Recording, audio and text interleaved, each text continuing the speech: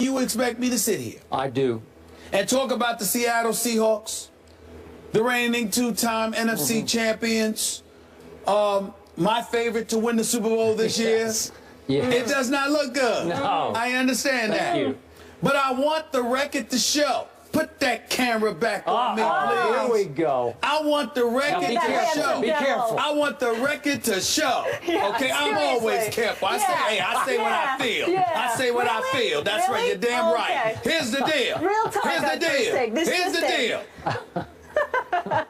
I said before this season that the Seattle Seahawks would return to the Super Bowl and win. Yeah, You did. Yeah. And I am even more adamant about it after yesterday's loss. Oh, now you sound like me. I feel absolutely, positively adamant about it. This is the worst thing that could have happened to the rest of the NFL. Oh, the fact that's that how they we're were going up, to spin the this fact one. that they were up 24-7. The fact that Andy Dalton, I'm talking about Mr. Richie Cunningham of the new millennial, okay? The Red Rifle. That's Mr. right. Red. That dude, Andy Dalton. Right. That's Somehow, the red for those label. of you out there who don't know Richie Cunningham, Happy Days, very, very That's popular before hit my show. time, but it's during yours. I still loved it. I still still loved love it. Happy Days, Here's too. the deal.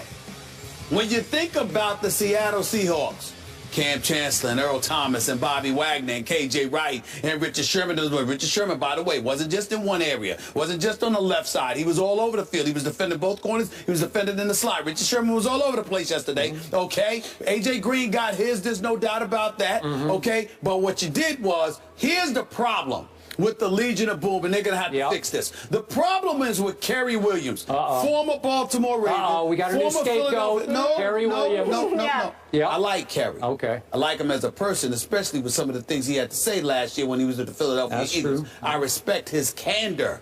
But in being candid, the brother's getting exposed. Okay. Everywhere he went, Andy Dalton threw the football. You understand? I don't care if it was on A.J. Green, if he was on A.J. Green, if he was on Sanu, if he was on Eifert. It didn't matter where he was. Wherever he was, they threw the damn football. This is what they did. They saw Seattle's weakness, and they attacked over and over and over again. Look at the tape. That's what they did. We're going to have to fix that. We got to fix that. So it's more the Bengals than your Seahawks? What are you talking about? I'm saying so it's more the Bengals winning than your Seahawks being bad is what you're saying. The Seahawks won. Absolutely. I mean, the Bengals won. Absolutely, it's more the Bengals winning. Absolutely. I'm saying so that's why you're having confidence in them? That's right, because I believe that listen, Byron Maxwell to me ain't that great, all right? But he looked pretty damn good playing alongside the Legion of Boom. Goes to Philadelphia, gets a little bit exposed, all right? He's not Bradley Fletcher, but nevertheless, he is what he is. I look at Kerry Williams. Yesterday was a very, very bad day for Kerry Williams. We're going to have to fix that. I believe they will. I believe ultimately they will get it together. This defense will rise up because they were offended by what transpired yesterday afternoon in Cincinnati. I think they will respond in kind. I don't think they appreciate what Andy Dalton did against them. Let me make sure I double check these numbers right here before I quote it. Andy Dalton, 30 of 44, 331 yards. The Legion of Boom. Y'all gave up 331 yards passing to Andy The most Dalton. in 2 years. Okay? Let me the most in 2 years. Thank you very much. Let me tell you something right there. Somebody's gonna pay for that. Somebody's gonna pay for that. How are they gonna pay? Because the Legion of Boom is going to recognize the errors of their ways. They will respond in kind. They will be back. I have not wavered one bit. As a matter of fact, I am more resolute. And by the way, Beast Mode Marshawn Lynch, did you see him play yesterday? I didn't see him play yesterday. You see him play yesterday? They went into overtime without Beast Mode. I guarantee you Cincinnati would not have come back from a 24-7 deficit had Marshawn Lynch been in the lineup. But that's all right. When you give the man 350-plus carries every daggone year, running them into the ground the way the way Jason Garrett and Jerry Jones ran DeMarco Murray into the ground, these kind of things are going to happen. You're not going to be 100% healthy. So Marshawn Lynch got a little beat up, need a little rest, get his bearings on them, get a little bit healthy and fresh again, and he shall return. And when he does, the Legion of Boom also also will return. They will make amends for this. Mere bag of shells. I'm not concerned. I'm more positive than ever before that they shall return. A matter of fact, it's almost looking like it's going to be a rematch of last year's Super Bowl, to be quite honest with you. Thank you for saying that. So you're admitting that. That's big. Denver might have something to say, but I don't know what's going on with Peyton Manning. We're going to talk about that a little bit later on, too. By the way, before I respond to everything you just said, some kid named Thomas Rawls or Lou Rawls or somebody, I don't know who he is. Yeah. He went 23 times for 169 yards for your Seahawks, That's right. Including a 69-yard touchdown run. He was very impressive. Okay, well, could Beast Mode do much more than that? I don't think so. But you got to remember, it's not just about running in terms of accumulating yardage. It's about beating up the opposition a little bit, too. And even though this guy Rawls was incredibly impressive yesterday, and I give him a lot of credit for that, the reality is that Beast Mode is called Beast Mode for a reason. Because having to tackle him and deal with him not only wears you down, but it demoralizes you, as opposed to somebody breaking off a few good plays. There's a different way. It's one thing. It's almost the equivalent. You could get knocked out with one punch, which is not good, but it can happen to any boxer, or you could get beat down over the course of 10, 11, 12 rounds before you fall. It's a difference. One you just lose, the other you get tortured. Beast Mode tends to torture you. Rawls was called Beast Mode in college, for what it's worth. He was. This ain't college. I'm just sharing the American people. Okay, now for some real objectivity on this show, as opposed to what we just heard from across the desk. Oh, this is scary. The Seattle Seahawks should be 1-4 and basically done for the year, because we know what happened on the bat out of hell play last Monday night, which was why I picked Cincinnati yesterday to, quote-unquote, upset Seattle on a short week, having to travel all the way to Cincinnati against a very legitimate Bengals team. And as I told you Friday, their body language is different this year. They look like they truly believe in themselves. And the fact that the Legion of Boom went boom and was doomed in the fourth quarter, blowing a 24-7 lead just in the fourth quarter to Andy Dalton? Are you kidding me?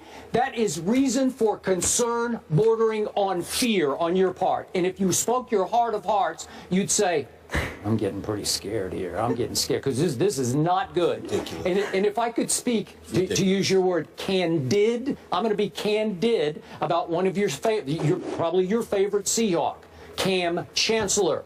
I said when he came back, impressed that he came back. Way to go, Cam.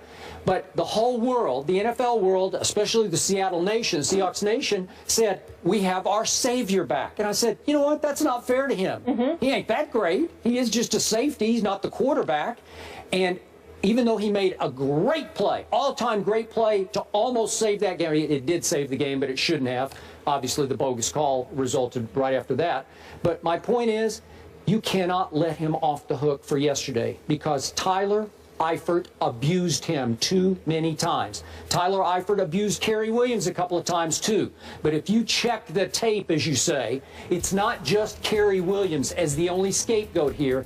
Cam had a rough day. Well, that's fair. That's fair, because I meant when I brought up Kerry Williams, I meant with Green, Sanu, and Jones, not Eifert. All right. Cam Chancellor was one of the people on Eifert, not Kerry Williams. So I get a big difference in the game was that the Bengals had Tyler Eifert, and the Seahawks are still stuck with whatever happened to Jimmy Graham, right? So you got a 6'7" tight end over here for the Bengals, who should be making a difference, having a big impact. What did he have yesterday? 3 catches for 30 yards. I don't know what's going on. They can't figure out how to get the ball to him. They can't figure out how to sort of fit him into what they do with Russell Wilson, who had another pretty rough day yesterday. Yes, he did. Because the offensive line is not protecting them nearly as much as they should. And Jimmy Graham is no blocker, so he's not helping that much with the offensive line in terms of helping them block. So all of those things are problematic. Okay, so meanwhile, on the other side, the 6'6" tight end, Tyler Eifert, catches 8 balls for 90 yards and 2 touchdowns, and that's a difference maker on that side. Wouldn't you agree? Yeah. Because the Red Rifle can just look for Tyler Eifert when he's in trouble and throw it up, and Tyler Eifert's probably going to come down with it. I feel like your Seahawks are starting to lose their winning edge that got them to 2 straight Super Bowls. Can I get serious with you? In all honesty? I've been serious over here. No. I don't mean that way. Of course, we're all serious about, but we're talking about the game. But I'm going to tell you something that I think they will fix because they have to. Skip Bayless, and I could be wrong. let me emphasize this. This has nothing to do with reporting. This is just my own thought process as I'm watching the team play. Skip Bayless, Molly, they don't look like they're playing for Pete Carroll the way they used to. Okay, well, that's highly that's part parcel of this whole equation. I agree. They don't. Now, I don't believe that will last because I think over the course of a 16-game season, these moments are rare, and I think grown men appreciate that more than anybody does. And I think look at Richard Sherman. Do you see the same swagger? Nope. Look at. I don't. I look at Bobby Wagner and Earl Thomas. They look the same. They look healthy. They're formidable. They look the same. And obviously, you look at a guy like a Kerry Williams. He's new to the mix. He's got to get himself better acclimated. They've got to get him better acclimated. And there are some things to fix there. But I think when you look at what transpired in that Super Bowl last year, and you look at Cam Chancellor's holdout, I agree. and you look at Marshawn Lynch and how supportive he was, and then you look at losing a Byron Maxwell. You know, again, in their system, I agree. Fit. I think you sort of Seahawks predictably, and I'm not casting aspersions on them for it. It is a business, and they have to conduct business, and you can't pay everybody. But I think you see the way that they've elected to handle some things, and it's brought into question the relationship that the players once had with their coach. In years past, I saw a team that went out there, you know, I ain't trying to sound like Greg Hardy or whatever. I won't use that analogy. But I will say to you, they went after it. They did. And now you see them, they play hard. They can play at an elite level under most instances. For 3 quarters, they did that yesterday. They did. But the flip side to it is that you just don't see the same chemistry with their coach. They don't trust. A lot transpired. They don't seem. They don't, again, I don't cover the team. I don't want anybody in Seattle quote me. And nobody told me this. I didn't speak to any players about this. I'm just saying that I don't see the same level of fervor. I agree. And just go for it mentality that I want to just say. And even with Richard Sherman, he's out there playing hard, and for the most part, he's being effective. He's still one of the best corners in the game. But I don't see the same swagger. And I don't know why, but I don't see it. I don't see this enthusiasm about getting after the opponent. I personally believe that will not last. I personally believe they will get it back. But in fairness to you, I will tell you, I do notice what you're seeing in them. The difference between you and I is I don't believe it will last. Okay. That's it. Okay. Last quick thought on Marshawn. And I am not for a second suggesting that he's jaking it, but is it possible that he has so much distrust of his head coach, he's feeling bitterness over the way Cam was treated, that maybe he's saying, man, I'm not going to rush back and risk re-injury for this guy, for this coach. Well, it's not just, I think it's possible, and let's not just say him, let's say his offensive coordinator, because his mama well, that's a Facebook post mentioned the offensive coordinator. Now, I mean, I would think Pete Carroll and it would stop there. But when moms mentions the offensive coordinator, then chances are he's saying him too. And that offensive coordinator, Darry Bevel, came out, had to give his press conference, and with those attacks that were aimed directly, he was very respectful as well as he should have been, et cetera, et cetera. But he also laughed it off. Like, you know, in a dismissive fashion, like, this is no big deal, there's nothing surprising there, what else can you expect? No, that's not ordinary. You don't see too many people doing what Mama Lynch did.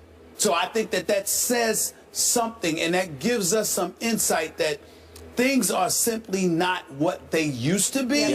And Pete Carroll, great coach, national champion on collegiate level, Super Bowl champion on pro level, he's going to have to show us what he's made of here to get this team steered in the right direction.